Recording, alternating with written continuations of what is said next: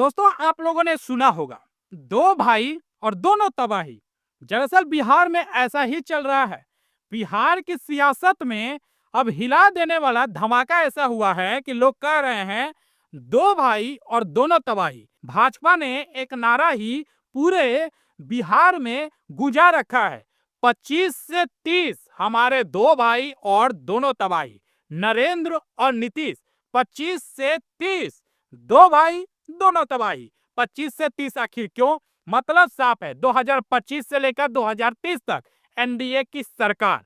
भाई ऐसा है कि नीतीश कुमार अब किसी काम के नहीं रहे हैं, लेकिन जो आखिरी बचा खुचा चीज होता है जिसका हम इस्तेमाल सोचते हैं कि चलो कर ही लेते हैं, तो भाई नीतीश कुमार का इस्तेमाल ही किया जा रहा है बीजेपी की तरफ से।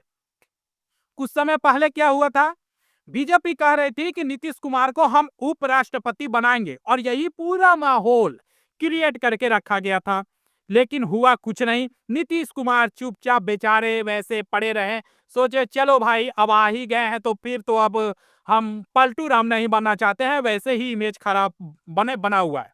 तो भाई ऐसा है, यानी बीजेपी और जेडीयू अब फिर से एक ही नाव पे सवार हो चुके हैं। अब ये एक ही नाव पे तो सवार हुए हैं, विपक्ष भी तिलमिला गया है। आरजेडी बोली है ये डर है बीजेपी का। भाई ये डर नहीं है बीजेपी का। बीजेपी आने वाले जैसे 2025 से 2030 बीजेपी कोई छोटी मोटी मतलब वो नहीं है जैसा ये आरजेडी वाले सोच रहे हैं। कांग्रेस बोली है अब बीजेपी नीतीश के सहारे है।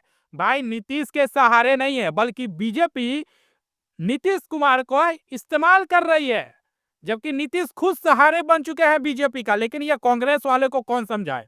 लेकिन सच तो यह है दोस्तों, ये नारा सिर्फ नारा नहीं है, बल्कि राजनीति का एक सबसे बड़ा चाल है जनता के दिल को जीतने का। लेकिन ये कांग्रेस और जेडी वाले घंटा समझेंगे। अब सवाल यह है, क्या बिहार की जनता फिर भरोसा करेगी दो भाइयों पर? मुझे तो बिल्कुल भी उम्मीद नहीं है। अब आप ये सोचिए कि बीजेपी का चिराग पासवान कहां गए?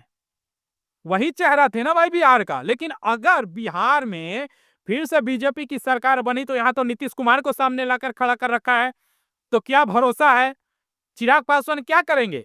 भाई ऐसा है, राजनीति का खेल आज तक कोई समझ नहीं पाया है। तो आप कमेंट करके ये बताओ, मास्टर स्ट्रोक है या इलेक्शन का जुमला? और हाँ, वीडियो अगर पसंद आया तो वीडियो को लाइक करना, दोस्तों में शेयर करना और सब्सक्राइब करना बिल्कुल मत भूलना। तो आप लोग बताओ बिहार में क्या होना चाहिए। तब तक के लिए धन्यवाद।